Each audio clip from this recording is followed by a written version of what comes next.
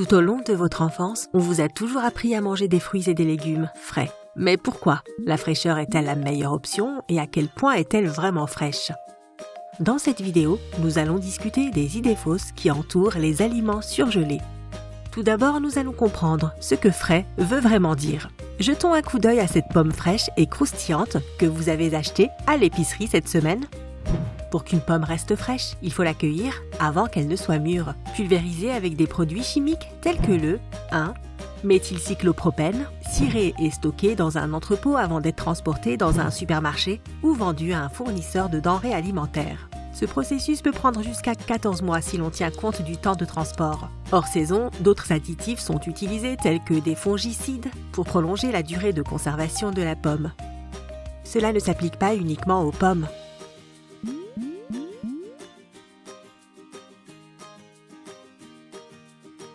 Étant donné la longueur de ce processus, de la ferme à la table, les produits frais peuvent perdre jusqu'à 50% de leur valeur nutritive au moment de la première bouchée. Certains produits, comme les pommes, souffrent également d'une baisse significative de leur valeur nutritive en raison d'un manque d'activité antioxydante au bout de 3 mois. L'inverse est vrai pour les aliments surgelés.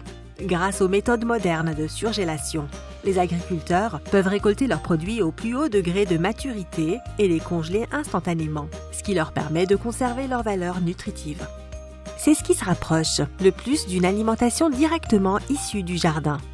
Des études ont montré que divers légumes surgelés tels que les pois, les brocolis, les carottes et les haricots verts peuvent avoir une teneur en vitamine C comparable au moment de la récolte. La vitamine C est souvent utilisée comme indicateur indirect de la fraîcheur en raison de sa vulnérabilité à l'oxydation chimique et enzymatique.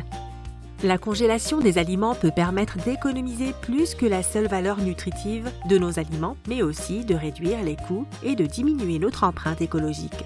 Malheureusement, les aliments peuvent être perdus avant même d'arriver dans une cuisine. 53% de tout le gaspillage alimentaire se produit dans la chaîne de consommation. 20% sont perdus lors de la transformation, 4% sont perdus lors du transport et de la distribution. Une fois que les aliments ont atteint la cuisine, il y a toujours une forte probabilité de détérioration et de gaspillage en raison du temps limité pendant lequel les aliments frais peuvent être stockés en toute sécurité. Le gaspillage et la transformation des aliments peuvent représenter 10% de tous les aliments achetés par les cuisines. Bien sûr, nous ne pouvons pas ramener ces chiffres à 0%, mais nous pouvons les réduire. La congélation est considérée comme l'un des meilleurs procédés pour prévenir la croissance, de la détérioration et des micro-organismes pathogéniques. Les aliments congelés sont mal vus en ce qui concerne le goût. Mais des études ont montré que les gens ne peuvent pas faire la différence entre les repas créés avec des produits congelés et ceux créés avec des produits frais. Beaucoup préfèrent même le goût des produits surgelés. De ce fait, les restaurants éphémères et cantines gastronomiques ont connu un grand succès en servant des repas uniquement à base de produits surgelés. La prochaine fois que vous cuisinerez un repas frais, repensez à votre définition de frais.